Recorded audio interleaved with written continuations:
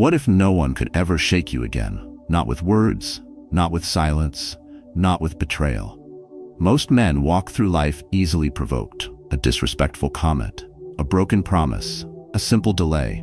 Suddenly they're angry, bitter, or drained. Not because the world is cruel, but because they've never learned to master their emotional reactions. But the Stoics knew something we've forgotten. Power belongs to the man who stays calm under pressure. Mental strength isn't about force, it's about control. And self-control begins with one unshakable truth: you don't have to react. In this video, you're going to learn how to build stoic emotional control, how to stop letting people push your buttons, and how to protect your peace like a man who answers to no one's chaos. You'll understand why lowering your expectations isn't weakness, it's wisdom. Why silence isn't surrender, it's strategy. Why your emotions are not the enemy, but your reaction to them can be. If you've ever felt like people take your calm for granted, or that life constantly pulls you off balance, you're not alone. But today, that changes. This is not motivation, it's a transformation. Stay with me. What you're about to hear could shift how you deal with everything. If this speaks to you, like the video, subscribe and share this with someone who needs it. Because strength isn't loud, it's steady. And from this point on, nothing and no one gets to control your peace again. 1. Make self-control your shield. There's a moment, small, almost forgettable, when a man gives away his power.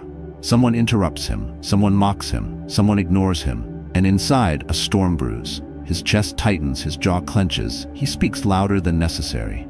Just like that, the calm is gone. Not because the other person was strong, but because he reacted. And in that reaction, he surrendered.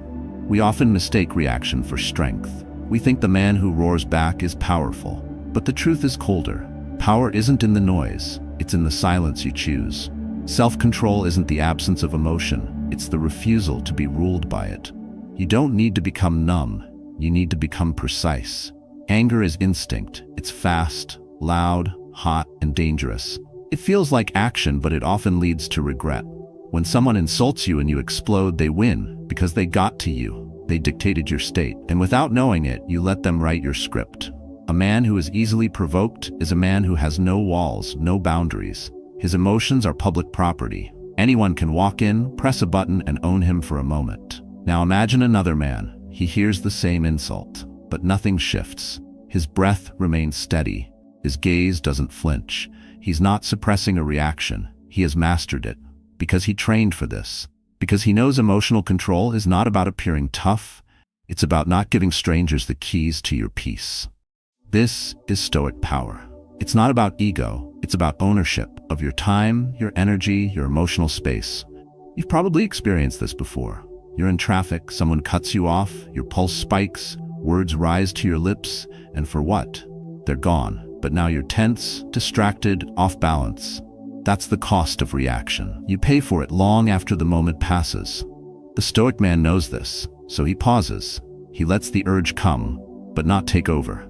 He breathes, he remembers, the world doesn't owe him perfect order. His control lies within. Most people live in survival mode, ready to defend, to prove, to retaliate. But that posture weakens you. It places your identity in the hands of others. If they offend you, you respond. If they praise you, you smile. You're no longer grounded, you're reactive. And a reactive man is a slave to the world's mood swings. So how do you build the shield? You start with the pause.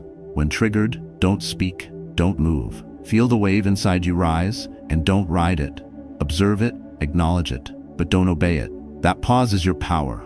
It's where you break the pattern. Over time, you become less reactive, more composed. You stop fighting noise with noise. You stop chasing justice in small conflicts. You protect your energy like it's your lifeblood, because it is. This isn't about being passive. A Stoic man doesn't ignore injustice, but he knows when to act and when to let go. He knows when to speak and when silence carries more force. He chooses his battles, and when he engages, he does so with clarity, not heat. You don't need to prove your strength, you need to own it. The loudest man in the room often lacks the most control. The quiet one, the calm one, the one who doesn't flinch. That's the man people feel.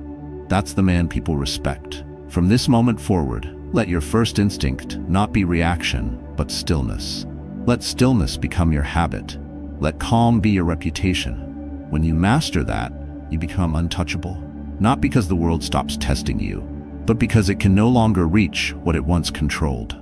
2. Lower expectations of others. You keep getting disappointed because you keep expecting too much. That's the trap.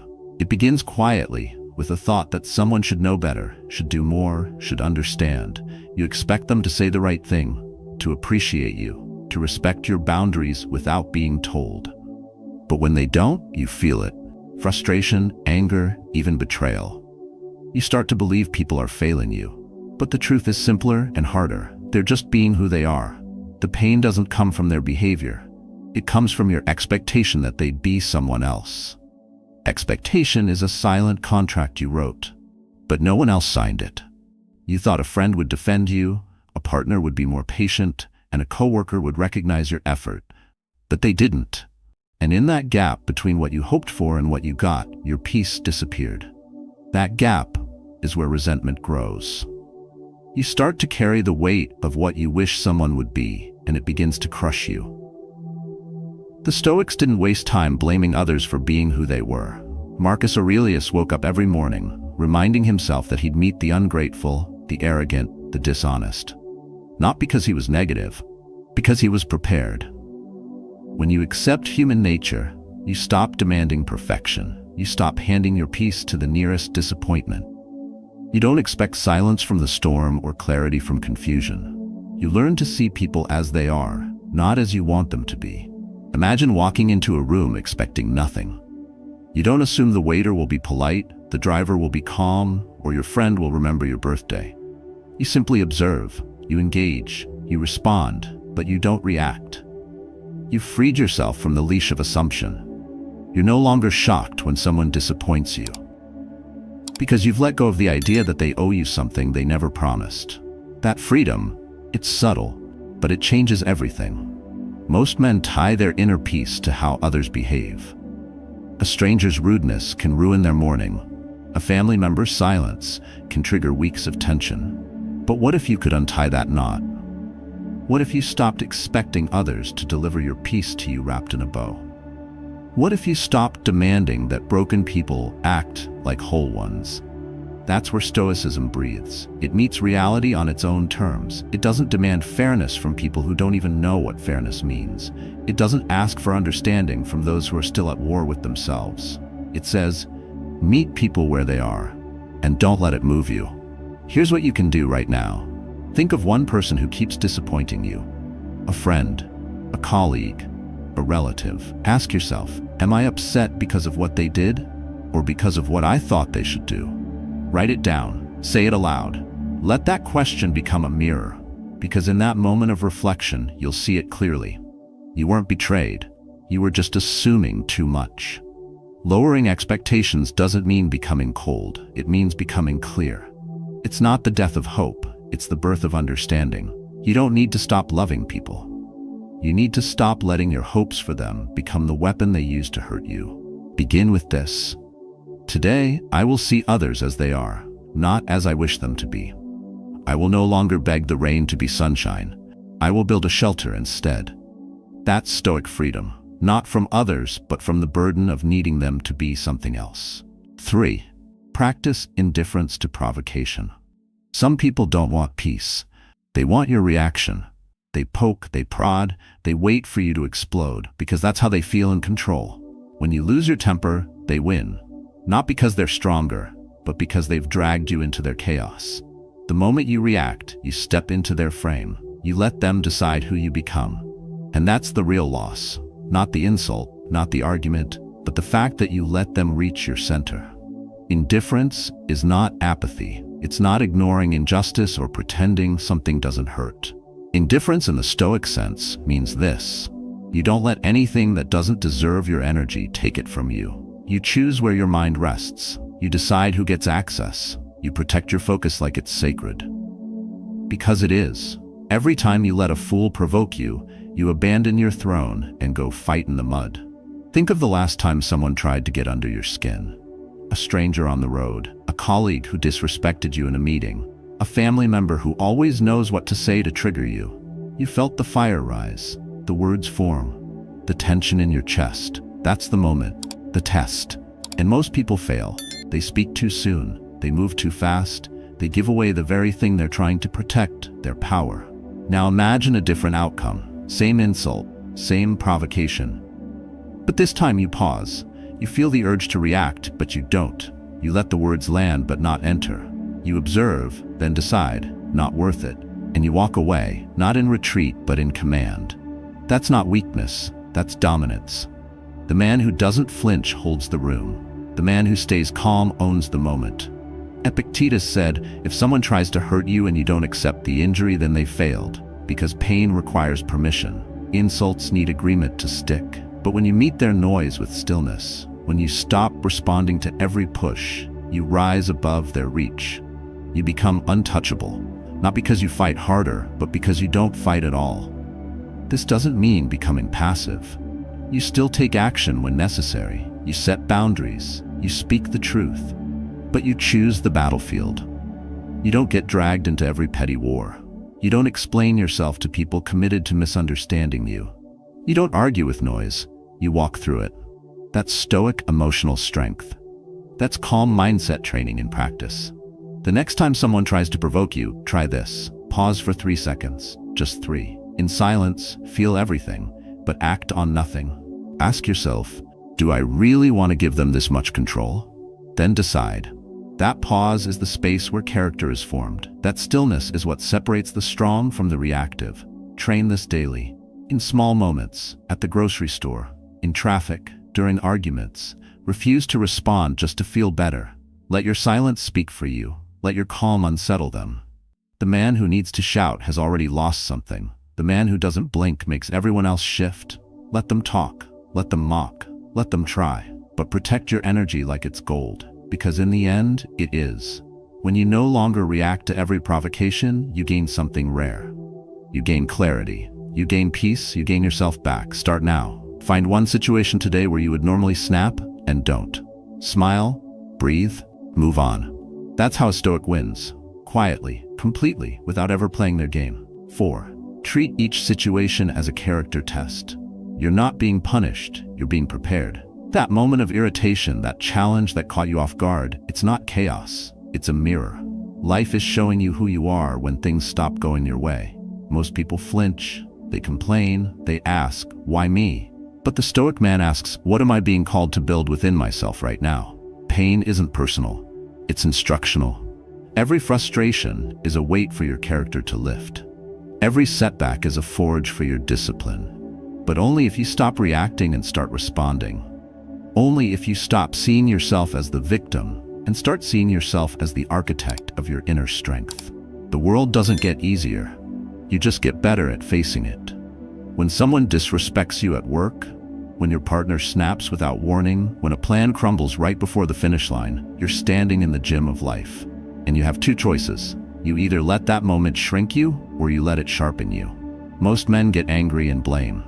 A Stoic breathes, observes, learns, and then decides, I will not waste this pain. The truth is, ease doesn't shape character. Stress does. Discomfort does. That difficult conversation, that betrayal, that delay, they're not blocks in your path. They are the path. But you only see it that way when you stop running from them and start using them. Marcus Aurelius wrote, the fire turns what it consumes into flame. That's not poetry. That's training. The thing that was supposed to break you becomes part of your fuel. It's easy to be kind when people are kind. It's easy to be calm when the world cooperates. But when someone yells in your face, when life throws the unexpected, when your pride is bruised, then you see the truth. Then your values are no longer theory. They're tested. That's when strength counts. Not in comfort, but in pressure. And the man who can hold himself steady under pressure is the man who can walk through anything. Don't wait for the world to make it easier for you to grow. It won't. What you can do is change the way you see difficulty, not as a disruption, but as an invitation. You're being invited to step into a stronger version of yourself. And you don't need a perfect life to do that. You just need to treat every uncomfortable moment as training, even the small ones, especially the small ones. The delayed email, the cold look, the traffic jam, that's where the work is done. Quietly, daily, intentionally. Here's how you apply it. The next time you feel your frustration rising, catch it early. Don't run from it. Name it. Then ask, what is this shaping in me? And decide on purpose how you will respond. Will you raise your voice and lose control? Or will you stand still and build endurance? Will you argue, or will you refine your ability to stay composed? Strength isn't something you switch on, it's something you practice, in moments just like this. Not by pretending you don't feel, but by choosing not to let what you feel own you. You're allowed to struggle, but you're not required to collapse. You're allowed to feel the burn.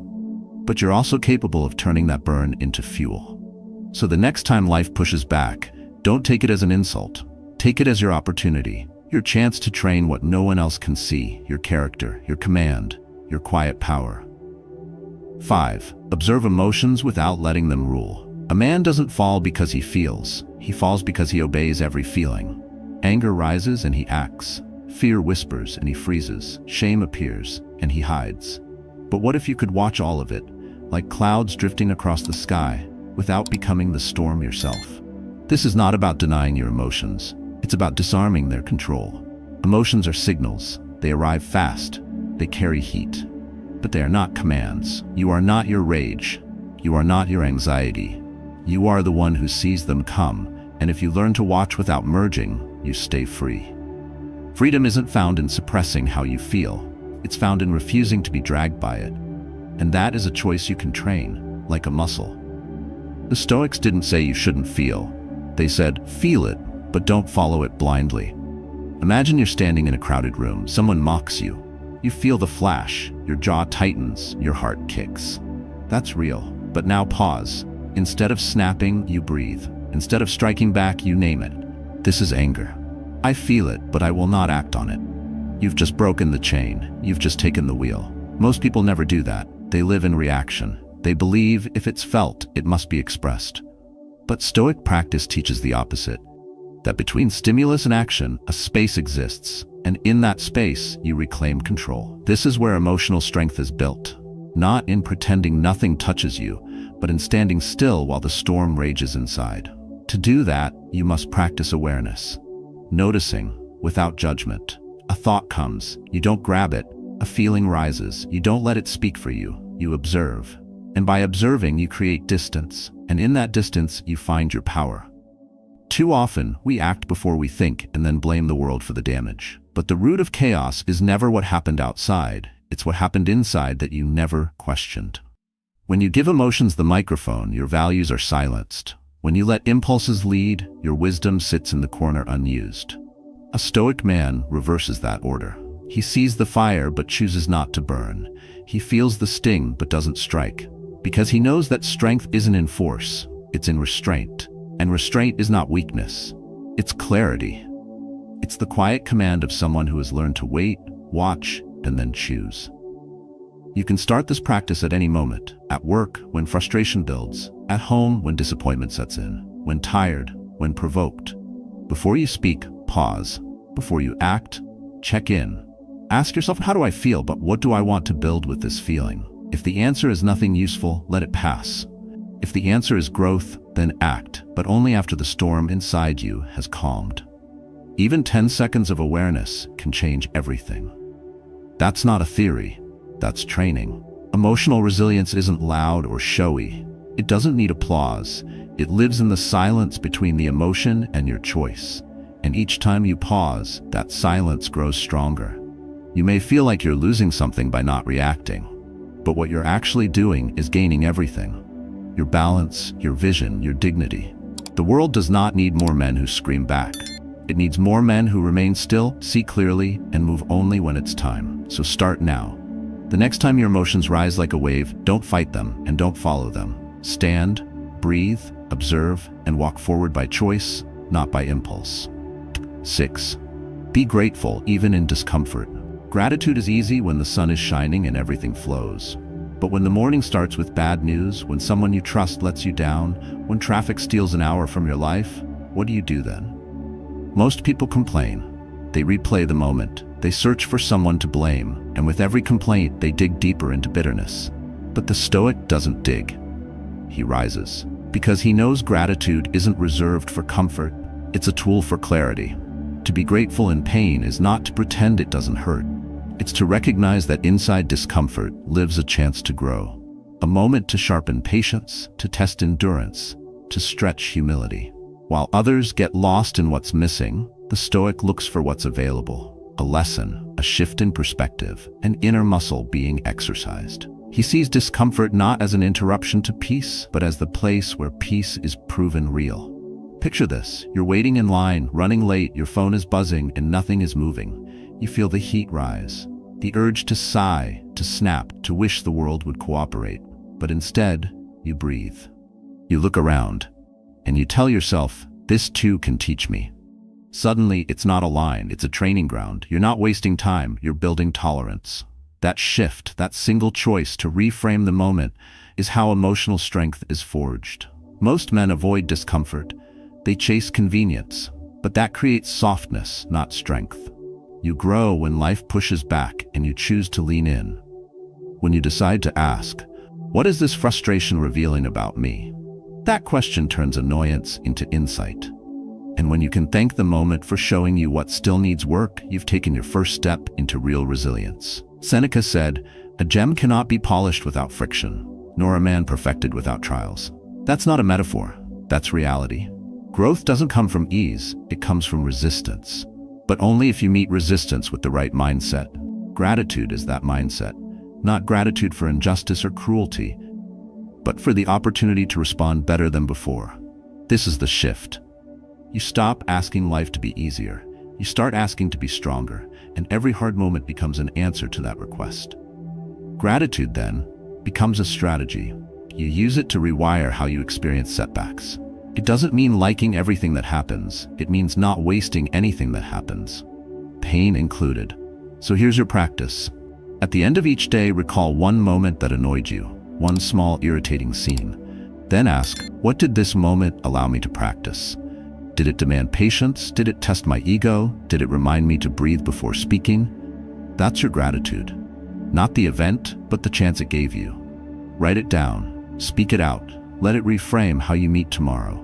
Most people live reacting. The Stoic lives refining. He doesn't wish for comfort, he trains for clarity, and when pain arrives, he greets it with stillness, not panic. He doesn't welcome every situation, but he refuses to leave any situation without gaining something. Start doing this, not once a week, every day. Find gratitude where it hurts, plant it where it's missing, and watch how your mind begins to shift, not toward fake positivity, but toward real emotional independence. That kind of gratitude makes you calm in the chaos, focused on the noise, and more alive in the moment than anyone else around you. 7. Use time perspective to shrink problems. A small fire feels enormous when your face is too close to the flame, but take a step back and it's nothing but a flicker. That's what time does to problems. It shrinks them, not by changing the event, but by changing your view. What feels unbearable today often becomes insignificant when seen from a greater distance. But most people never take that step back. They live with their face pressed against every irritation, every insult, every delay, burning in moments that could have passed. Time perspective is the Stoic's scalpel. It cuts through the illusion that now is all that matters. It teaches you to ask a better question.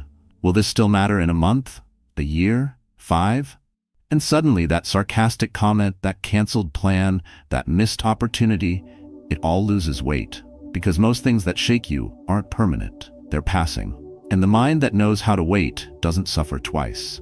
You miss a flight, you lose a deal, someone forgets to say thank you. In that instant, your heart races, your mind races faster. You build stories, rehearse responses, fuel resentment. But what if you paused, not to deny the moment, but to see beyond it? What if you whispered to yourself, "This will pass. I won't even remember this next year"? That thought alone can drain the poison out of almost any emotion. Not by force, but by framing. The mistake most men make is believing urgency equals importance.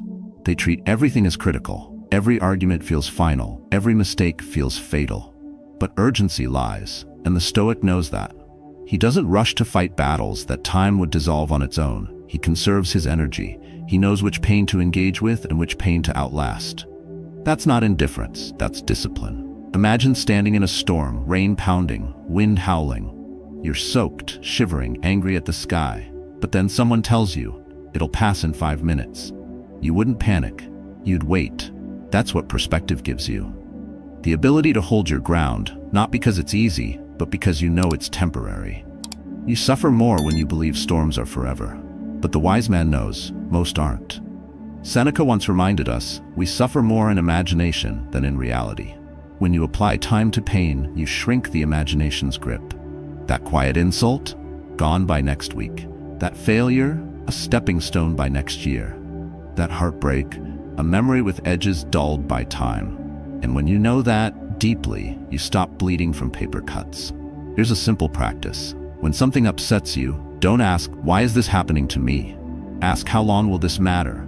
Then answer honestly, the truth is shorter than your reaction. That's your signal to release it. And releasing isn't weakness, it's wisdom. Let the emotion come, feel it, but don't build your identity around it. Let time carry it away while you remain grounded. You don't owe every discomfort a response. You don't need to explain your calm to people addicted to urgency. You just need to know that your peace grows as your perspective widens. Let time be your ally. Use it to filter what deserves your energy and what doesn't. And soon, you'll realize how many of your problems only felt big because you stood too close. Back up. Breathe. Zoom out. In 5 years, most of what you stress about today won't even make the highlight reel. So stop letting passing clouds block your light. Let time reveal what matters. Let perspective return your peace. And walk through this day with a mind anchored in distance, not noise. That's how you rise, quietly, unshaken. Every man wants strength, not the loud kind that seeks attention, but the silent kind that cannot be shaken. What you've heard today isn't theory, it's practice. It's the quiet discipline of emotional control, the ability to pause, to think, to choose, and to protect your peace like your life depends on it, because in many ways it does. When you begin to master your reactions, lower your expectations of others, and treat every frustration as a test of character, you shift. You stop being a slave to your emotions. You stop being pulled in every direction by noise, by people, by circumstances. You start living with clarity. The Stoics weren't saints. They were men who struggled like you. But they trained their minds daily, through self-reflection, through stillness, through deliberate response. And now you can do the same. You don't need perfect conditions to begin. You just need presence. You need practice. You need to remember that inner peace is not found. It's built, habit by habit, choice by choice. So today, start small.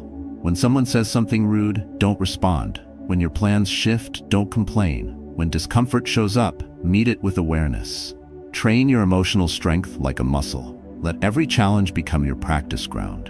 And over time, the world will remain loud, but you won't. I invite you to share your thoughts in the comments. What moment recently tested your peace? How did you respond? Let this space become your journal of growth, a reflection of who you are becoming. Remember, true calm isn't the absence of conflict. It's the refusal to surrender your mind to chaos. Hold that truth, live it, and carry it with you, quietly but unshakably.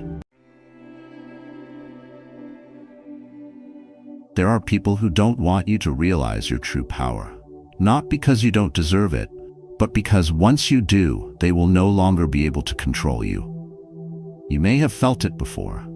When you started changing, when you stopped being easily manipulated, when you began saying no to things that didn't serve you, suddenly, certain people around you became uncomfortable.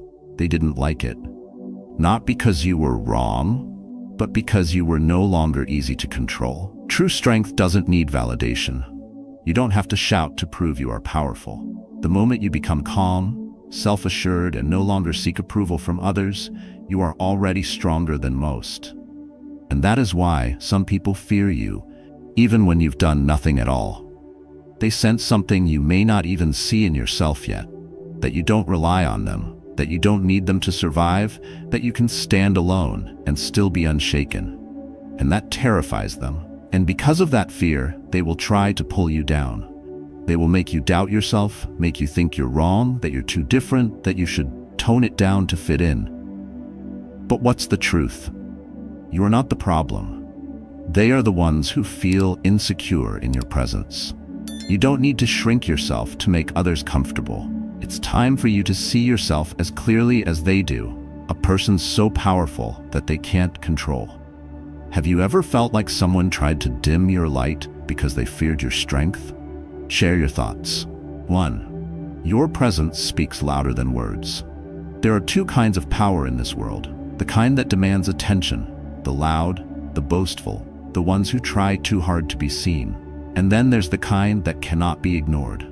The kind that walks into a space and shifts the air without a single word. That's the power they fear. The power you may not even recognize in yourself yet. You've seen it before. A person walks into a negotiation room, a workplace, a social gathering, and without saying anything, they command attention. Not because they are loud, not because they demand respect, but because something about them draws the room in. Others turn to look, pause in their conversation, instinctively sense a presence that disrupts the usual flow of things. They don't need to announce themselves. They don't need to prove anything. They just are. This is what makes people uncomfortable. Real power doesn't need to seek validation. It doesn't need permission. It exists independently of others' opinions. And because of that, it terrifies those who have spent their whole lives trying to gain approval, trying to fit in, trying to be seen. Your presence, your quiet confidence, your unwillingness to conform to their expectations, it shakes them. You may not have fully realized it, but some people see this in you before you even see it in yourself. They sense that you are different, that you are not easily influenced, that you cannot be controlled the way others can. And when they realize they have no hold over you, they react. Some will be drawn to you, instinctively respecting you. Others will resent you, try to tear you down, attempt to break the calm you carry. They will test you, prod at your confidence, throw subtle challenges your way, not because you have done anything wrong, but because they need to reassure themselves that you are not as strong as you appear. If you have ever felt a sudden shift in how people treat you, this is why.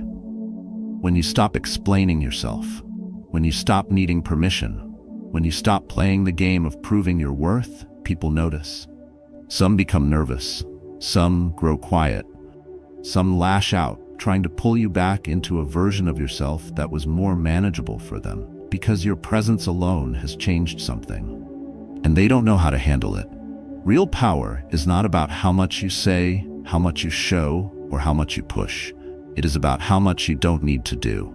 The most powerful figures in history were not those who begged for attention, but those who carried themselves with a certainty so strong that others had no choice but to take notice. The greatest Stoics understood this deeply. Marcus Aurelius, as the most powerful man in the Roman Empire, never needed to boast about his status. He wrote to himself, reminding himself to stay humble, to remain in control, to never be ruled by the need for external recognition. True strength is in self-mastery, and self-mastery is in how you move through the world, unaffected by the noise around you. When you walk into a situation, people are watching. Not just what you say, but how you stand, how you hold yourself, how you react to discomfort. They notice the way you don't rush, the way you take your time before responding, the way you don't try to fill silence with nervous words. They notice that you do not react the way they expect you to, that you do not seek to impress them, that you do not fight for their approval, that you do not operate on the same frequency as those who are desperate to be liked. This unsettles them. Some people will try to challenge you just to see if they can shake you. They will interrupt you mid-sentence just to test if you lose composure. They will dismiss your ideas just to see if you scramble for validation. They will make comments designed to make you feel small, hoping that you will shrink, hoping that you will over-explain, hoping that you will need their approval to feel certain again.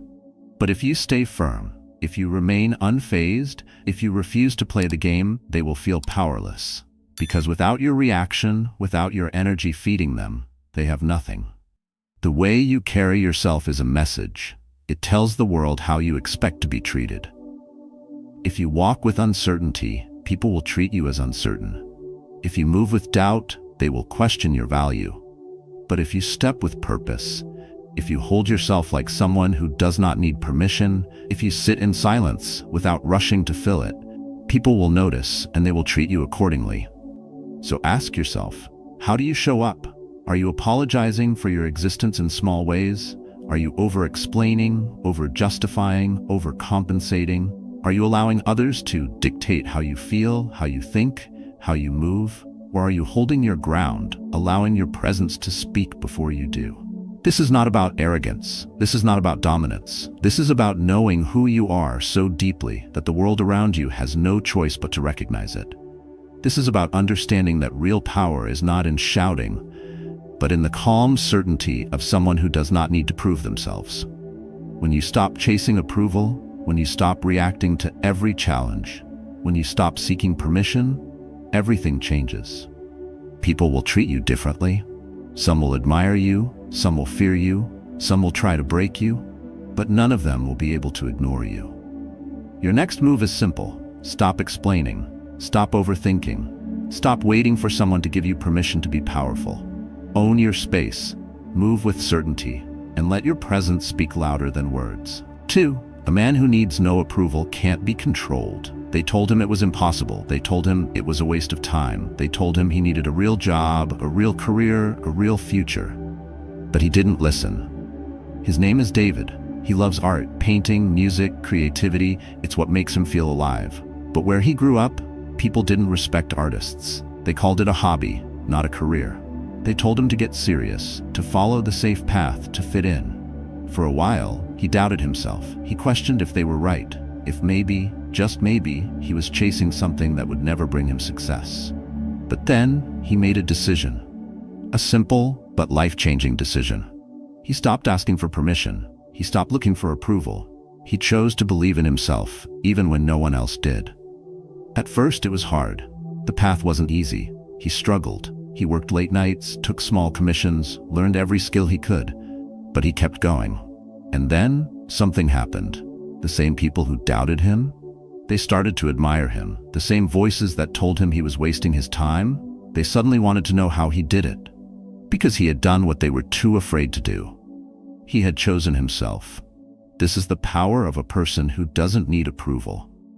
When you stop asking for permission, the world has no choice but to take you seriously.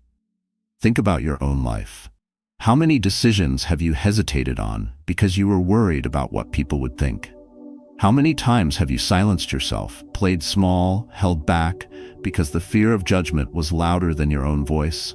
That ends today. If you need approval, you can be controlled. And if you can be controlled, you will never be free. You see, society conditions you to seek validation. From childhood, you're rewarded for compliance. They tell you what's acceptable, what's respectable, what's worth your time. They don't want you to think for yourself. They don't want you to step outside the lines, because the moment you do, you become unpredictable. And unpredictable people, they can't be controlled. That's why people panic when you stop seeking their approval. That's why they try to shame you, guilt you, pressure you into conformity. It's not because they care about you, it's because they fear what your independence represents. When you don't need their validation, they lose their grip on you. Look around. How many people live their entire lives in quiet submission, following rules they never agreed to, chasing dreams that were never their own? How many people work jobs they hate, stay in relationships that drain them, live inside expectations that suffocate them, because they are too afraid to step out of line? They aren't living, they are performing. And that is why they need you to stay in line too. Because if you step out, if you refuse to play along, if you decide to carve your own path, they will have to face the reality that they could have done the same. And nothing scares them more than that. Marcus Aurelius, one of the greatest Stoics, ruled an empire, yet he never sought approval from the masses. He understood that to be ruled by others' opinions is to live a life that isn't your own. Epictetus, once a slave, became a philosopher not because he waited for permission, but because he refused to let his circumstances define him. And now, it's your turn. So let me ask you, what would you do if no one's opinion mattered? If no one was watching? If no one could judge you? If no one had the power to influence your decisions? What would you choose? Would you leave the job that drains your soul? Would you speak up for what you believe in? Would you finally pursue that passion, that goal, that version of yourself that you've buried under years of conditioning? The truth is, you don't need permission to be great. No one is going to hand you an invitation to step into your power. No one is going to come along and say, now you are worthy. You have to decide that for yourself. And when you do, expect resistance. Expect doubt. Expect people to challenge you, criticize you, try to pull you back down. That is how you know you are doing something right. Because weak people need approval. They need someone to tell them what's possible, what's acceptable, what's allowed. But the strong make their own rules. David didn't wait for the world to tell him he was good enough. He worked, he struggled, he built his path from the ground up. And now he lives by his own terms. The same people who doubted him, they respect him now. Not because he proved them wrong, but because he proved himself right. And that's what you must do. So stop explaining, stop justifying, stop waiting for permission. The world does not reward the hesitant. It rewards those who move, who take action, who decide that they are enough, even when no one else believes it yet. Be that person. Be the one who doesn't need approval.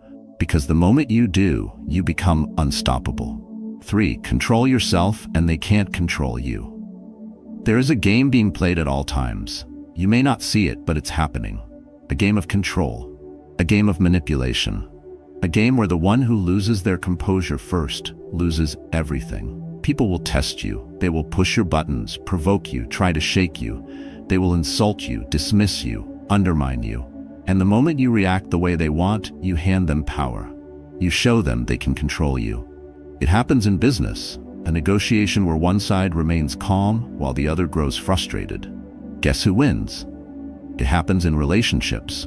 One person keeps their emotions in check, the other loses control. Guess who holds the upper hand? It happens in everyday life. The driver who cuts you off, the coworker who tries to get under your skin, the person who feeds you just enough disrespect to make you snap. And the moment you do, they win. Because control is not about who speaks the loudest. It's about who remains unmoved. You see, most people live as slaves to their emotions. They let anger dictate their actions. They let frustration drive their decisions. They let the words of others pull them into battles they never needed to fight. But the one who controls himself, he is the one who cannot be controlled. Marcus Aurelius, the most powerful man in Rome, understood this deeply. He ruled an empire, but he ruled himself first.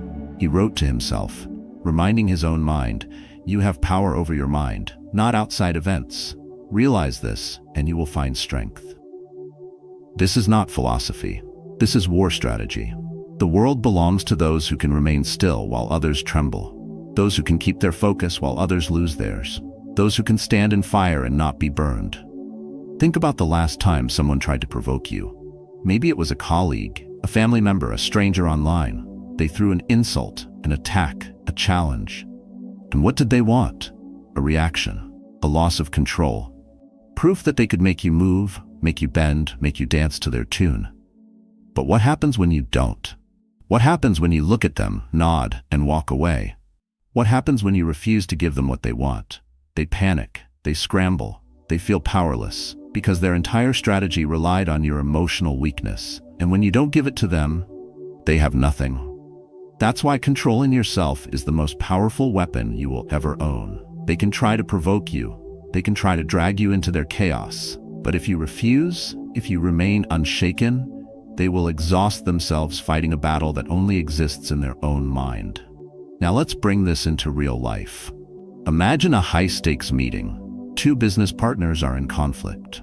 One is pounding the table, raising his voice, demanding control. The other, sitting still, calm, observing. The one yelling thinks he's winning because he's louder, but in reality, he's losing, because the one who stays in control will be the one making the final decision.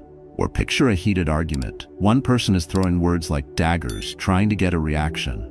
The other person simply listens. And when they finally speak, they do it slowly, with certainty, with clarity. And suddenly, the one who was shouting feels foolish, because power is not about noise, it's about control.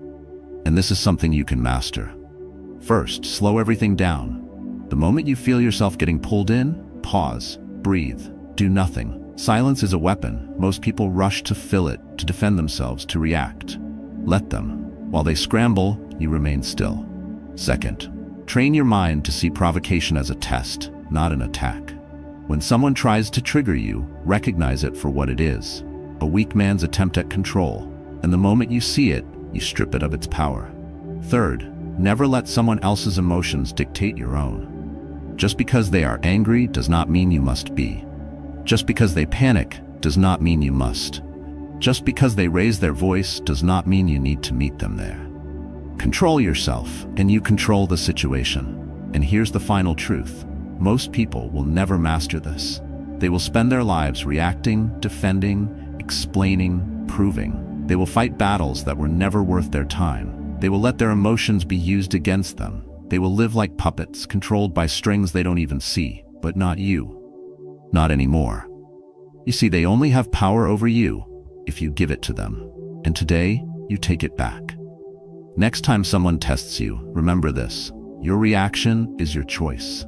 Your emotions are your responsibility.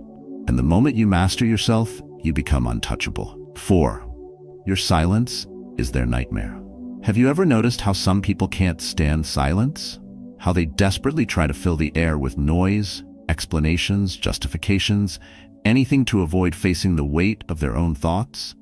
They argue, they provoke, they throw insults like bait, waiting for you to snap, waiting for you to engage, waiting for you to give them the reaction they need to feel in control. But when you don't, when you just look at them, expressionless, unfazed, unshaken, that's when they start to panic. Because nothing terrifies a manipulative person more than a target that won't react. Your silence is not emptiness, it is power. It forces them to face themselves. It forces them to realize that their words, their games, their need for control, none of it works on you. Think about it. When was the last time someone tried to pull you into a pointless argument? Maybe it was a coworker who wanted to prove something. Maybe it was a friend or family member trying to guilt trip you. Maybe it was a stranger online, attacking your beliefs, baiting you into a fight you never needed to have. They wanted you to get emotional. They wanted you to defend yourself. They wanted you to lose your center so they could feel superior. But the moment you stay silent, the moment you refuse to engage, they lose control. They might laugh it off, act like they don't care. But inside, they're scrambling. They were prepared for a battle, but now they're swinging at empty air. They don't know what to do next. They don't know how to handle a situation where their usual tactics don't work. Because real power doesn't need to prove itself. That's why history remembers the ones who stood firm while others crumbled. The warriors who didn't flinch. The leaders who didn't explain. The thinkers who let their actions, not their words, define them. Marcus Aurelius, the emperor of Rome, could have crushed any of his critics. Instead, he practiced restraint. He understood that reacting to fools makes you one of them. He mastered himself, and because of that, no one could control him. Epictetus, once a slave, refused to let insults shake him. He knew that words had no real power unless he allowed them to.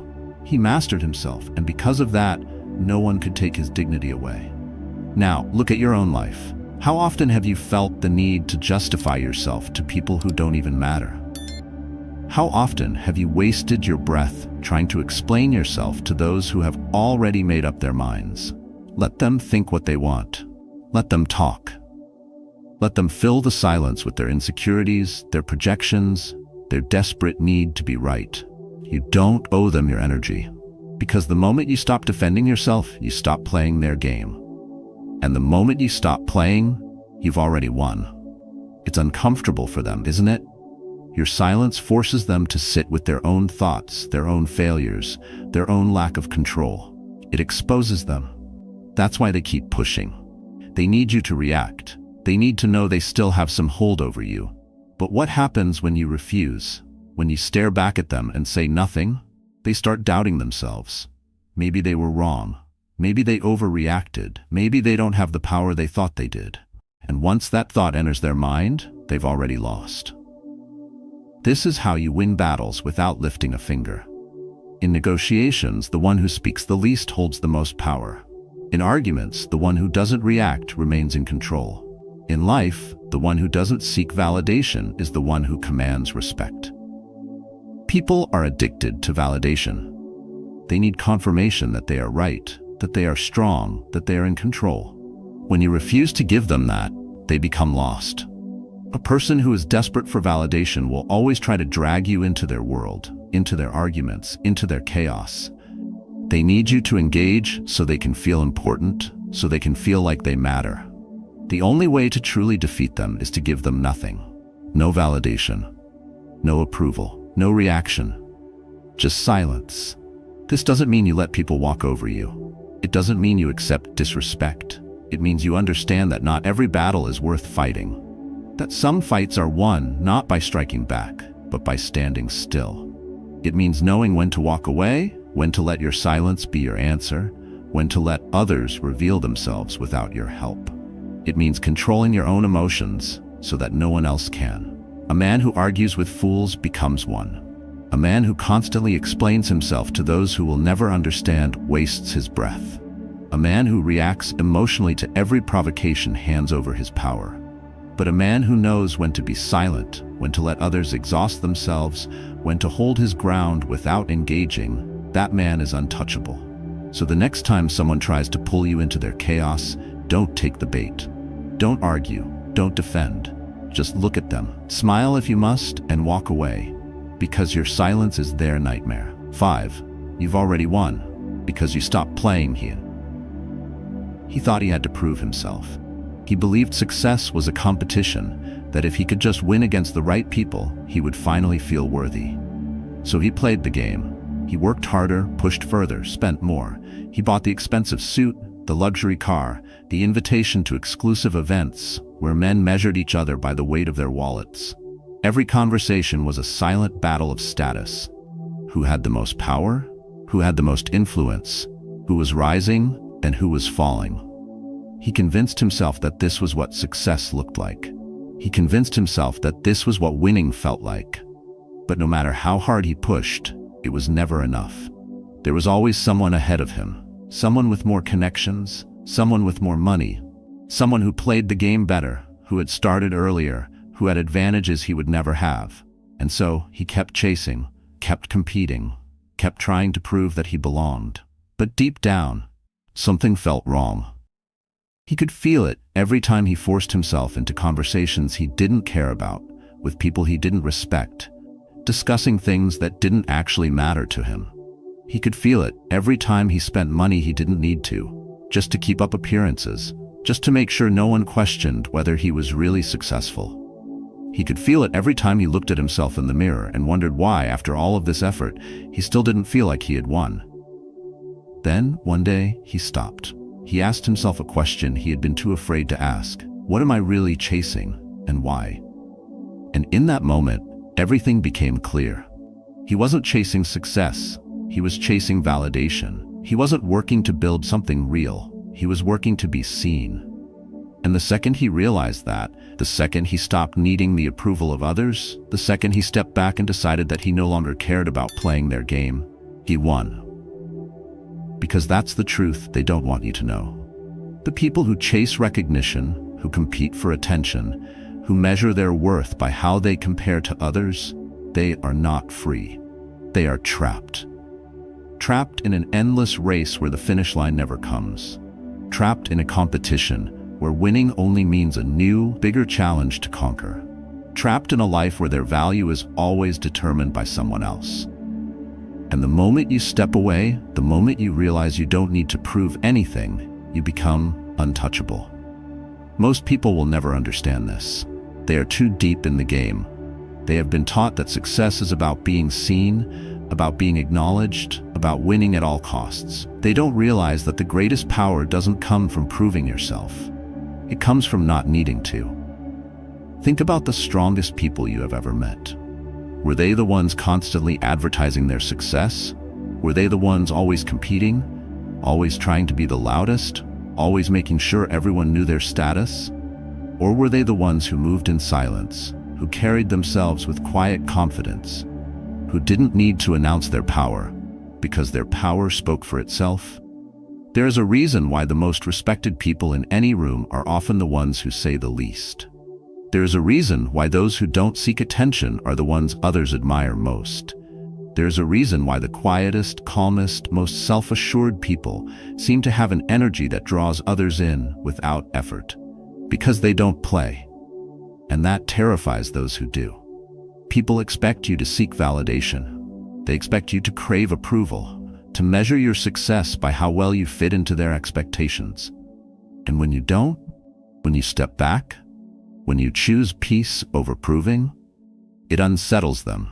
They don't know what to do with someone who doesn't compete. They don't know how to handle someone who doesn't need their recognition. They don't know how to control someone who isn't chasing the same things they are. And that's when the attacks come. They'll say you've given up, that you lack ambition, that you are afraid to compete. But what they won't admit, what they can't admit, is that they envy your freedom. Because deep down, they wish they could do the same. But they can't. They need the race, they need the noise, they need the endless cycle of competition to distract them from the truth. The truth that terrifies them more than anything. The truth that none of it matters. That's why stepping away is the most powerful move you can make.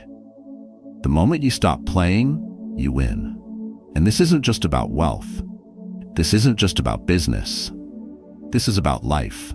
How many times have you found yourself trying to prove your worth? How many times have you played along in a game you didn't even want to be in? How many times have you measured yourself against someone else's standards, only to feel empty afterward? Enough. You don't need to prove anything to anyone. You don't need to seek approval. You don't need to play their game just because they expect you to. The moment you stop, the moment you choose yourself, you've already won. So let them compete, let them chase, let them seek validation in things that don't last. You have something greater. You have something they will never understand. The power to walk away. The power to be free. The power to define success on your own terms. Because the only way to truly win is to refuse to play. 6. You remind them of their own weakness. Some people will resent you, not because you have wronged them, but because your existence forces them to face something they'd rather avoid, their own weakness. You don't have to say a word. You don't have to prove anything. Simply by being who you are, by standing firm in your truth, by refusing to shrink yourself to make them comfortable, you expose the parts of themselves they've tried to bury. You've seen it before. The coworker who mocks your discipline because it reminds him of his own laziness. The friend who rolls his eyes at your ambition because he gave up on his own dreams long ago. The relative who calls you lucky to downplay the years of sacrifice you've made. These people aren't really attacking you. They are attacking the reflection they see when they look at you, the version of themselves they failed to become. It's an unspoken reality in human nature. When people see someone who is strong, someone who is driven, someone who refuses to accept mediocrity, they feel something shift inside, a discomfort, a quiet realization that they too could have been more, that they had the same chances, the same choices, but instead of rising, they remained where they were. Instead of pushing forward, they stayed still. And nothing is more painful than realizing you've been your own greatest obstacle. This is why some people will challenge you. Not because they genuinely believe you are wrong, but because your presence makes them question everything they've accepted as truth. When you commit to growth, you reveal those who have settled. When you choose discipline, you expose those who have chosen excuses. When you refuse to conform, you remind them that they were never really trapped. They were just afraid. And that kind of realization is unbearable. So what do? They project, they mock, they diminish, they frame your strength as arrogance. They call your focus obsession. They twist your confidence into something negative, something unnatural, something they can dismiss. Because if they can convince themselves that you are the problem, they don't have to deal with the truth staring them in the face. Think about the last time someone tried to make you feel small. Maybe it was subtle, a backhanded compliment, a dismissive laugh, an attempt to plant doubt in your mind. Maybe it was direct, an attack on your choices, an effort to drag you into an argument, a deliberate attempt to shake your confidence. Either way, the message was the same. Stop being who you are. You are making me uncomfortable. But here's what they don't understand. Their discomfort is not your responsibility. Their insecurities are not your burden to carry. You are not here to shrink so they can feel bigger. You are not here to slow down so they don't have to rush to catch up. You are not here to silence yourself so they don't have to question why they never spoke up. You are here to live fully, unapologetically, powerfully. And yes, that will make people uncomfortable. That will make people angry.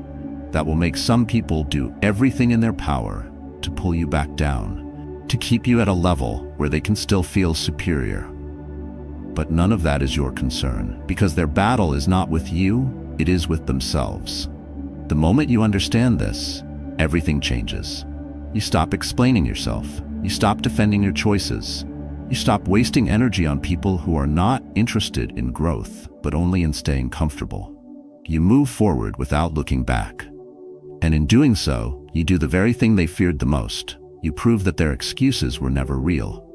That they, too, could have chosen differently. That nothing was ever stopping them except for their own fear. And that is why they hate you. They don't hate your success. They hate what it says about their failure. They don't hate your discipline. They hate what it says about their weakness. They don't hate your independence. They hate the fact that they are still seeking approval. But here's the final truth. Some will see you and be inspired. Some will recognize what you've done and use it as proof that they, too, can change. Some will rise instead of resent. And those are the people who matter. So let the others talk. Let them gossip. Let them project. Let them waste their energy trying to convince themselves that you are the problem. You don't need to fight back. You don't need to convince them of anything. Just keep going. Keep growing. Keep living in a way that forces them to confront their own reflection. Because whether they love you for it or hate you for it, one thing is certain. They will never be able to ignore you. Self-respect lasts. Popularity fades. My boss was not the most liked man in the company. He never tried to be. He didn't go out of his way to make people comfortable, to tell them what they wanted to hear, to soften reality just to keep the peace. He didn't bend to pressure, didn't make decisions based on what was easy or popular. He made them based on what was right. When employees asked for special treatment, he refused. When higher-ups pressured him to prioritize profits over ethics, he declined. When conflicts arose, he didn't take sides. He stood by principles. At first, people resented him for it. They whispered behind his back, called him cold, said he was too rigid. They wanted him to be more agreeable, more willing to play along. But over time, something changed. The same people who had criticized him started to respect him. They realized that while he wasn't always what they wanted, he was exactly what they needed. They saw that his decisions, though unpopular, were fair. That his word, though sometimes sharp, was honest. That his leadership, though demanding, was unshakable. And when he finally left the company, no one spoke about how friendly he was. No one remembered him for small talk or meaningless gestures. They remembered his integrity. They remembered that he was a man they could trust. Because popularity is an illusion. Respect is a foundation. Most people don't understand this. They spend their lives trying to be liked. They smile when they don't mean it. They agree when they should disagree. They avoid hard conversations, soften the truth, try to fit in, try to be accepted. And for what? A momentary nod of approval, a temporary sense of belonging, a fragile acceptance that disappears the second they stop pleasing others. This is why so many people feel empty. They've spent so much time shaping themselves into what others want that they don't even know who they are anymore. But there is another way. A harder way, yes, but a way that leads to something real. You don't need to be liked, you need to be respected. And respect is not given to those who follow the crowd. It is given to those who stand apart, to those who have the courage to say what others won't, to those who make the right choice even when it's the hardest one. Look around. How many of the most respected figures in history were universally liked in their time? Marcus Aurelius did not rule Rome by seeking approval. He ruled by embodying discipline, wisdom, and control. He didn't make decisions based on what was popular. He made them based on what would last. Epictetus, once a slave, never sought admiration. He sought truth. And because of that, his words outlived kings. People will test you. They will push you. They will pressure you to compromise, to be more agreeable, to make them comfortable. And if your goal is to be liked, you will fold. You will adjust yourself to fit their expectations. You will sacrifice what you stand for in exchange for momentary approval. But if your goal is to be respected, you will do what is right, no matter the cost. And yes, in the short term, you may lose people. You may face criticism. You may be called difficult, stubborn, unyielding. But in the long run, the very people who judge you will come to admire you. Because deep down, even those who resent strength still respect it. Even those who dislike you will acknowledge your certainty. And in the end, respect is the only thing that lasts. Think about your own life. How many times have you stayed silent when you should have spoken up? How many times have you agreed to things you didn't believe in just to avoid conflict? How many times have you worried about what people think, only to realize later that their opinions never really mattered? Enough. You don't need their approval. You don't need their acceptance. You don't need to fit into a mold that was never built for you. The only thing you need is to live in a way that, years from now, when people speak your name, they don't say he was nice. They say he was solid. Because popularity fades. Respect endures. Choose accordingly. 8. You are the storm, not the shelter. Some people spend their entire lives trying to avoid the storm. They tiptoe around conflict, seek comfort over challenge, and mold themselves into whatever shape keeps them safe. They shrink, they adapt, they become small enough to fit into places they were never meant to be. They think that by being agreeable, by making themselves predictable, by staying out of the way, they will be protected. But what they don't realize is that safety is an illusion. The world does not reward the ones who hide. It does not remember those who made themselves invisible. It remembers those who moved with force, who refused to be controlled, who created change instead of fearing it. And that is why you are not the shelter. You are the storm. You were not made to play small. You were not made to be agreeable at all costs. You were not made to live your life according to the expectations of people who do not even understand you.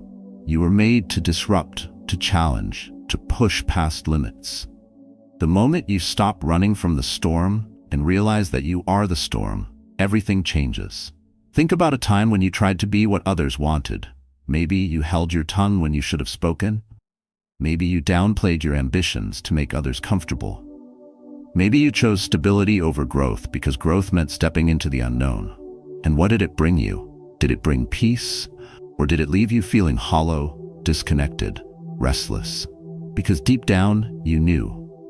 You knew you were capable of more. You knew that the life you had settled for was not the one you were meant to live. You knew that every time you held back, you betrayed yourself. And that's why the storm inside you never died. It waited, it watched, and now it's time to let it rise. This is what they don't want. They want you to stay predictable, to stay small, to follow the rules that were never designed for you. Because the moment you decide to step into your power, you become a force they can no longer ignore. That is why people fear those who move with certainty. That is why those who dare to think for themselves, who dare to break the cycle, who dare to choose their own path, are seen as dangerous. Because the world is built on control, on obedience, on making sure that most people never realize how powerful they truly are. Look at history. The ones who changed the world were never the ones who played it safe. They were the ones who walked into the storm and became it. Marcus Aurelius ruled Rome with discipline and control, not because he sought shelter from hardship, but because he faced it head-on. Epictetus endured slavery and still rose above his circumstances, not because he was given permission, but because he took control of his own mind. And now look at your own life. Where have you been playing small? Where have you been choosing comfort over courage? Where have you been allowing others to define your worth? Enough. You don't need their approval. You don't need permission. You don't need to explain yourself to people who will never understand what you were meant for. The storm does not apologize for its strength. The ocean does not ask permission to rise, and neither should you. People will tell you to be careful, to be realistic, to slow down, to think about how your actions affect others, to stay inside the boundaries they've drawn for you. But here's the truth. They don't actually care about your well-being. They care about control. They care about making sure you don't disrupt the comfort they have built for themselves. Let them be comfortable. Let them stay where they are. You have a different path. You have something inside you that refuses to be silenced. You were not made to sit quietly while life passes by. You were made to move, to build, to create impact. So stop waiting. Stop apologizing. Stop seeking approval. You are not the shelter. You are the storm. The moment you own that, the moment you step fully into your power, you will realize something incredible. No one was stopping you but yourself. Power is not something you ask for. It's something you claim. Not through words, not through approval, but through the way you carry yourself, through the way you choose to live. Most people spend their lives seeking validation, trying to fit into a mold that was never meant for them. But the ones who stand out, the ones who move with purpose, who refuse to be controlled, those are the ones who reshape the world around them. You don't need to explain yourself. You don't need permission to be strong.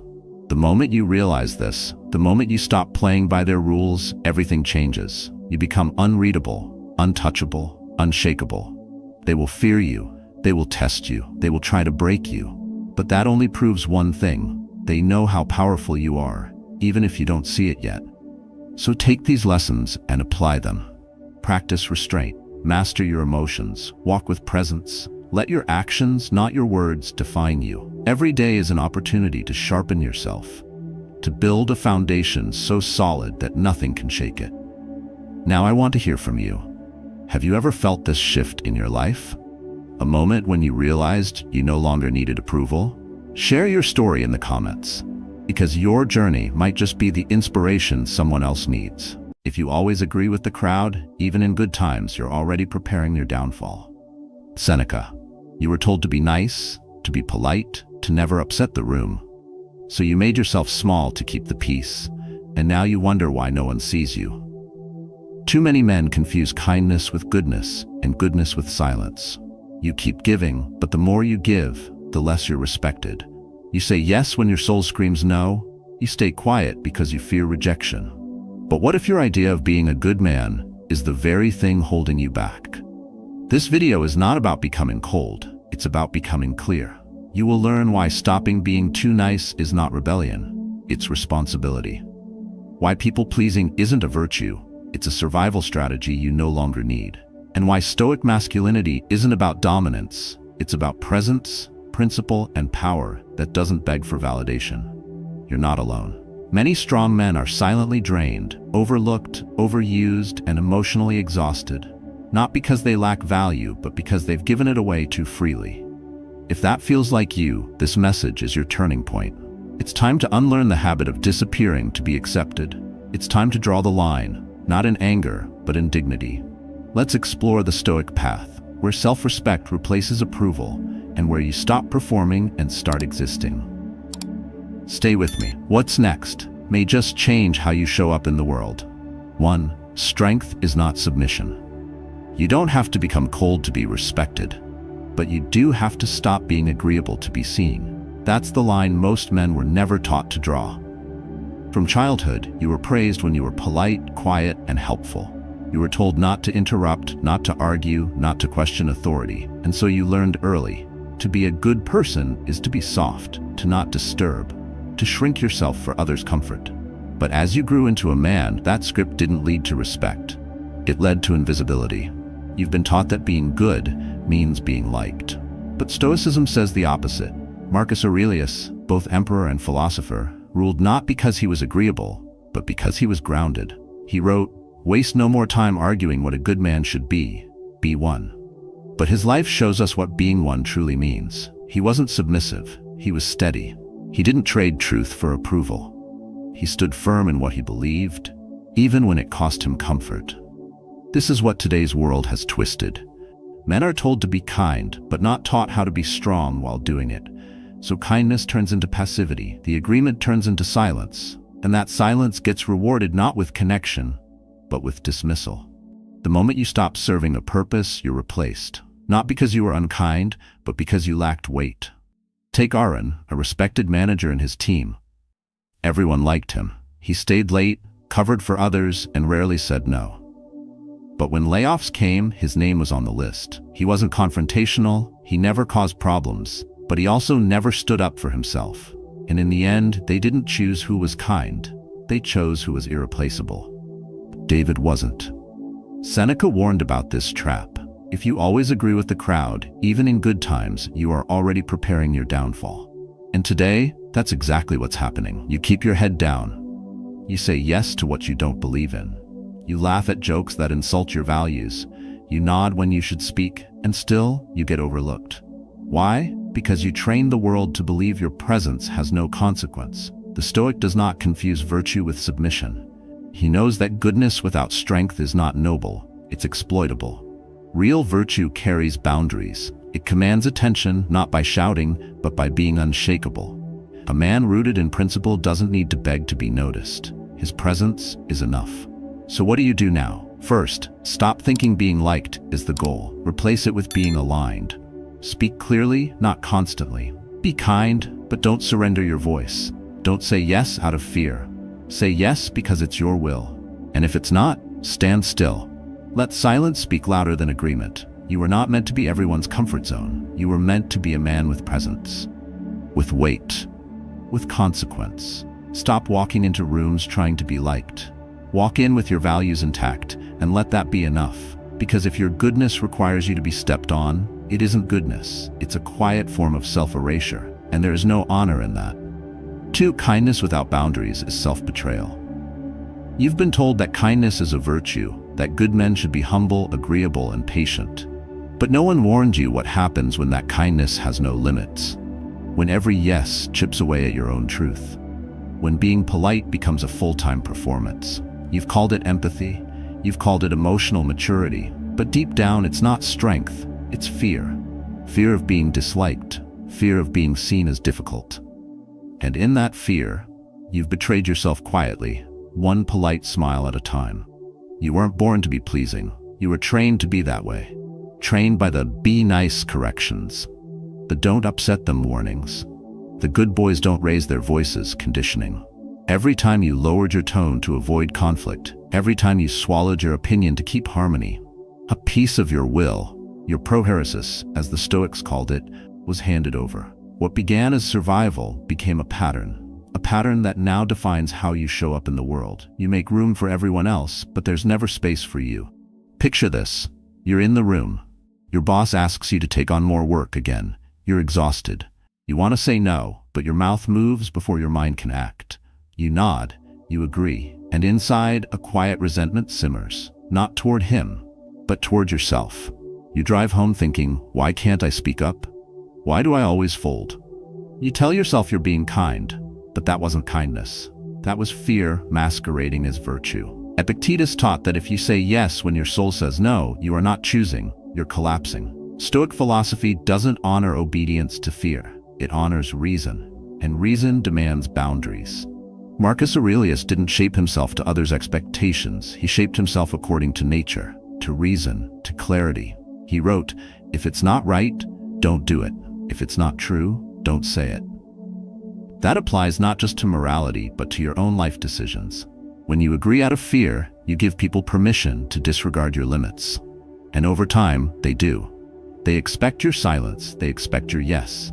They don't see a man, they see a function, a resource. And when you're no longer useful, they won't thank you. They'll replace you. There's nothing stoic about being liked by everyone. There's nothing admirable about constantly suppressing yourself for the comfort of others. Seneca warned us that false humility is the worst kind of self-harm because it parades as virtue while poisoning your integrity. Stoicism doesn't demand that you fight everyone, but it demands that you stop fighting yourself.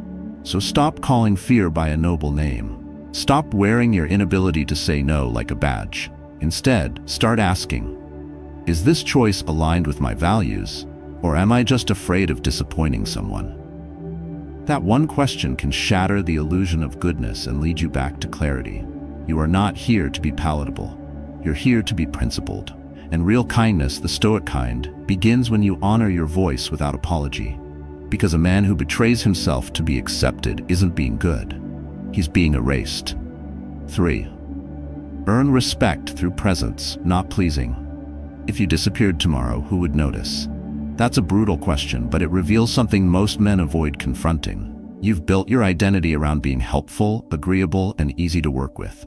You say yes, stay late, avoid conflict, and do everything right. Yet somehow, you're still overlooked, still unheard. still unchosen.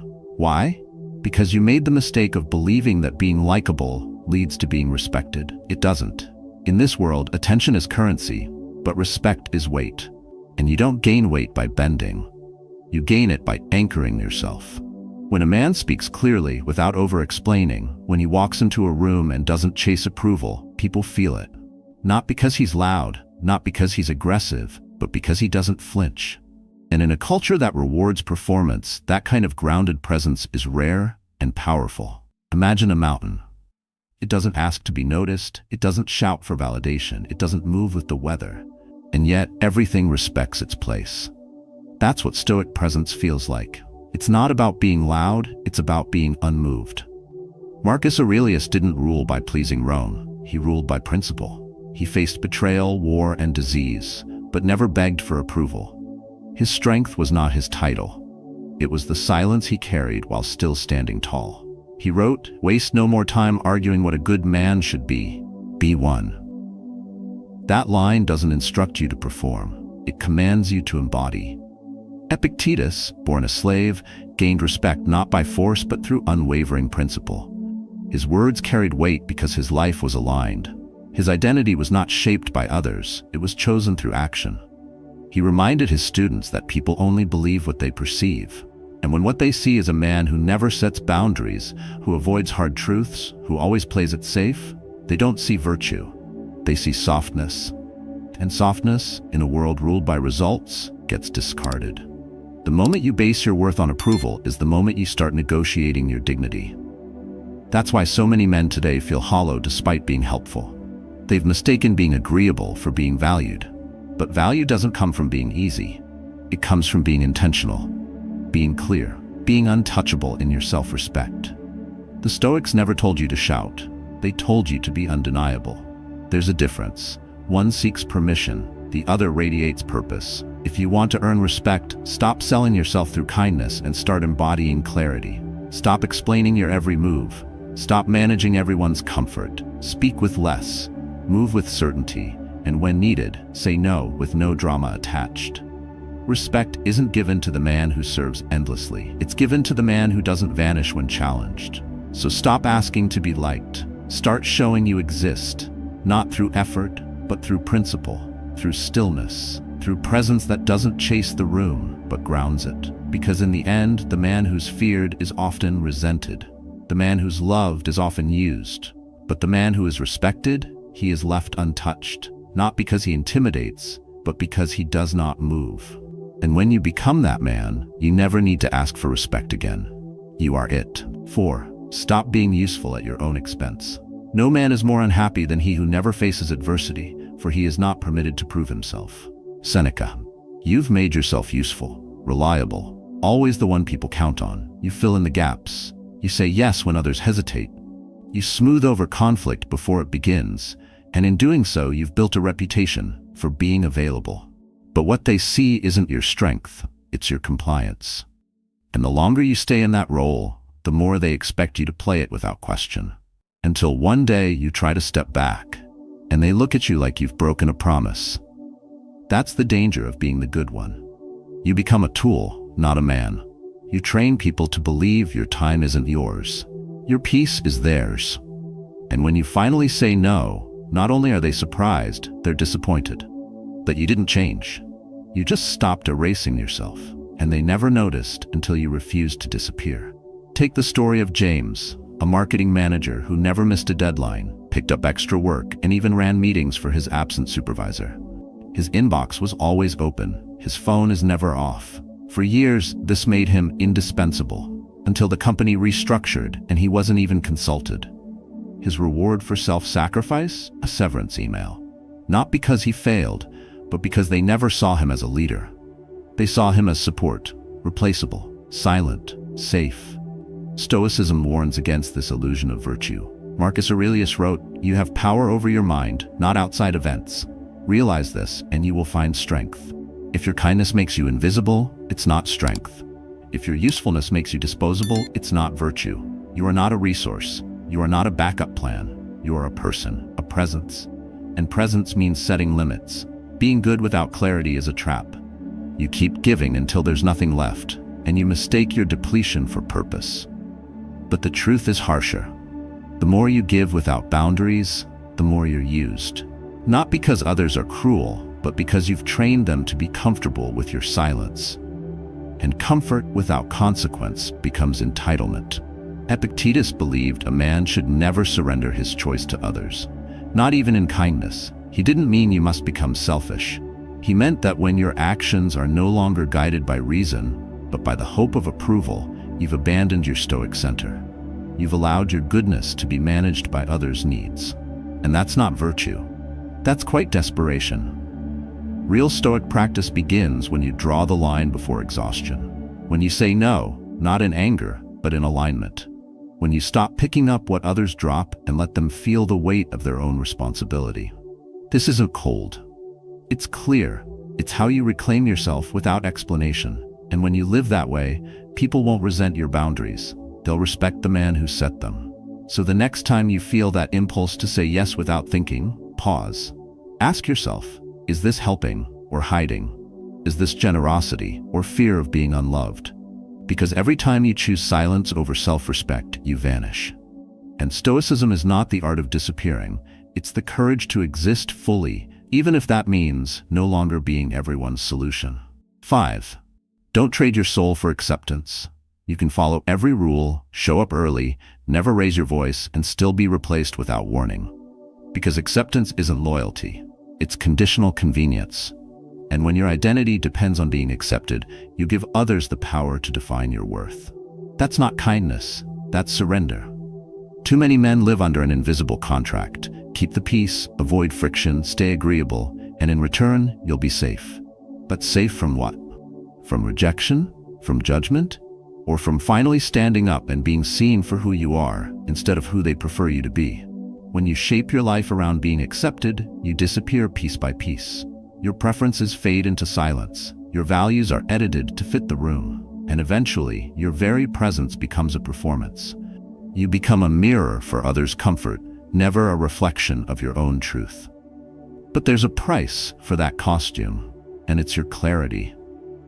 Because a man who can't say no isn't peaceful. He's in hiding. There was a time you spoke freely, acted on your instincts, and drew lines without guilt. But life taught you to negotiate with your integrity. One awkward moment after another, you started adjusting to avoid discomfort. And now you wonder why your voice feels foreign in your own mouth. Why don't you feel seen, even when you're surrounded? Why you feel drained after doing everything right? Epictetus warned that if you begin to value the approval of others more than your own judgment, you forfeit your autonomy. Not in one dramatic moment, but in the quiet, daily erosion of your will. Every time you say yes out of guilt, every time you let something slide to avoid tension, every time you mute your own instincts just to remain agreeable. These aren't small compromises. They're cuts to the root of who you are. Marcus Aurelius didn't ask to be loved. He asked to live with justice. His goal wasn't to please. His goal was to live in accordance with his reason. That's why he could rule an empire without letting it rule him. He never waited for the world to accept him before acting. He acted and let the world catch up or not. That's presence without apology. That's power without pretense. If your peace depends on being liked, then it's not peace, it's a trap. And the more you chase it, the more you lose yourself. That's why men who always try to be liked end up exhausted, bitter, and quietly resentful. They can't speak their truth because they've built an identity around being non-threatening. But Stoicism doesn't ask you to be passive. It asks you to be principled. And being principled means you will disappoint people. You will draw lines. You will walk away, not to harm, but to remain whole. You weren't made to be consumed.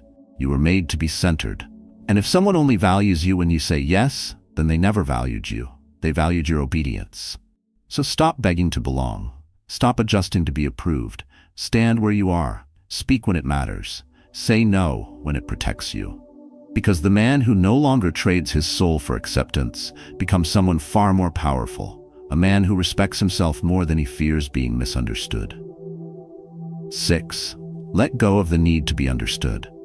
You don't need to be understood by everyone. In fact, the moment you start honoring your truth, you won't be. And that's not failure, it's freedom. Because trying to explain yourself to those who benefit from your silence is not dialogue, it's surrender. And the longer you stay addicted to being understood, the more you delay becoming who you truly are. Most men stay stuck in this quiet conflict. They want to change. They want to say no. They want to set boundaries, but they hesitate.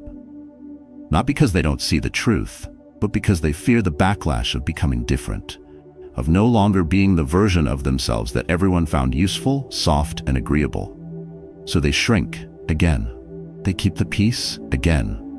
They swallow the truth again, until one day they realize they've built their life around a mask, and no one even knows the man behind it. Imagine this. You've always been the one who says yes, who listens more than you speak, who forgives even when no apology comes. You've been the peacekeeper in your group, the dependable one at work, the safe one in relationships. And the day you say, "I'm not available," or "I disagree," people flinch. They say, "You've changed." But you haven't changed, you've returned. You've stopped abandoning yourself to be understood. And now, their discomfort becomes your liberation. Marcus Aurelius never sought to be understood. He sought to act with justice, reason, and integrity, no matter how the world responded. He knew the truth doesn't require applause. Epictetus taught that when you live according to your nature, you will inevitably face resistance from those who live according to expectation. That resistance isn't proof you're wrong. It's proof you've stopped performing. When you finally start setting boundaries, people will say you're difficult. When you begin to prioritize rest, they'll call you selfish. When you stop apologizing for who you are, they'll label you arrogant. But none of these reactions reflect you. They reflect what your silence used to give them. They're not reacting to your truth. They're reacting to the absence of your compliance. Stoicism teaches that inner peace doesn't come from being liked. It comes from living in alignment with your values. You don't need to be explained. You need to be embodied. And that embodiment starts when you let go of this urge to justify your evolution. You are not obligated to remain the version of yourself that others prefer. You're not required to keep playing small just because your strength makes someone else uncomfortable. Let them misunderstand you. Let them mislabel your clarity as coldness, because the man who chases universal understanding chases a ghost. But the man who stands rooted in principle, who speaks when it matters and stays silent when it doesn't, he doesn't need the room to applaud. He doesn't need to be understood. He needs to be true. So the next time you feel that pressure to over-explain your no, to soften your stance, to make others feel safe at the expense of your own truth, pause. That's the moment you choose who you really are, a man of reason, not reaction. And that man doesn't beg for understanding. He earns respect through stillness. 7. Self-respect is your true freedom. There's something powerful about the moment a man chooses himself, not out of pride, but out of clarity. When he finally stops bending for approval and starts standing for principle, the shift is subtle, but permanent. He speaks less, but his words carry weight. He smiles less, but his presence calms the room. He's no longer driven by the need to please. He's anchored by self-respect. And that is where real freedom begins. At first, it might feel unfamiliar, especially if you've lived most of your life being the good guy. The man who stays quiet so others feel comfortable. The one who says yes out of habit, not conviction. You've been applauded for your patience, praised for your kindness, and admired for being agreeable. But none of that admiration ever turned into respect. And deep down, you know why. Because you were never being respected, you were being tolerated. And what they tolerated was your disappearance. Real self-respect doesn't come from what others think of you. It comes from what you refuse to compromise, even when no one's watching. It's built in the moments you say no without guilt. In the moments you choose silence, not because you're scared, but because it's not worth your peace. In the moments you walk away, not because you're weak, but because staying would mean betraying yourself. Take the story of Daniel, a quiet man who always played the peacemaker in his family. He mediated every argument, absorbed every insult, and smiled through disrespect for years. They called him the glue, but he wasn't glue. He was a buffer. Until one day, after another long dinner of biting his tongue, he stood up, said nothing, and left. That night, for the first time, he didn't apologize, and he slept like a free man. Seneca warned that a life without adversity is a life untested. But what if the adversity is internal? What if the real test is whether you can stop trading your values for harmony? You can stop shrinking just to keep others comfortable. The Stoic answer is clear. Dignity demands friction. If no one pushes back when you draw a line, it means you haven't drawn one. You've just hinted. Marcus Aurelius never sought to be feared or adored. He sought to be just, to be firm in what he knew was right, regardless of the outcome. That's Stoic freedom, not the absence of conflict, but the refusal to be controlled by it. You can be calm without being compliant. You can be kind without being consumed. So here's what self-respect looks like in action. You stop explaining your boundaries. You stop managing people's reactions to your truth. You stop apologizing for your clarity. And you stop chasing peace by sacrificing yourself. Because built on self-erasure isn't peace, it's paralysis. The man who respects himself commands a different kind of energy. Not loud, not dominant, just undeniable. People may not always like him, but they always feel him. And that's the man you were meant to be. Not the agreeable version they preferred, but the real version they were never ready for. And once you become that man, you don't need to chase freedom. You already are it. You were never meant to live your life seeking quiet approval. You were meant to stand tall, not in defiance, but in alignment. Throughout this video, we've uncovered a truth many men know but rarely speak, that trying too hard to be a good person often leads to self-erasure. You become agreeable, available, and invisible. And in that silence, you lose your presence. But Stoic philosophy offers a way back, not through rebellion, but through reason. Not through anger, but through discipline. Marcus Aurelius, Seneca, and Epictetus never asked us to perform virtue for the world. They taught us to embody it. And true virtue demands that you hold your ground with clarity, protect your energy, and stop pleasing others at the cost of your own self-respect. Start today with one small shift. Say no when you mean it. Speak when something matters. Set emotional boundaries without guilt. Respect your time like it's your most valuable resource, because it is. And if you feel resistance, good. That means you're no longer available for manipulation. That means you're beginning to carry weight. You don't need to be harsh. You need to be honest. You don't need to be cold. You need to be calm. This is what Stoic masculinity looks like, anchored, focused, and untouchable in principle. It's not about being liked. It's about being real. So ask yourself, what would change in your life if you stopped trying to be good and started choosing to be grounded? Think about that. Reflect on it. And if this message spoke to your experience, share your thoughts below. Your story might be the exact mirror another man needs to stop hiding and start becoming.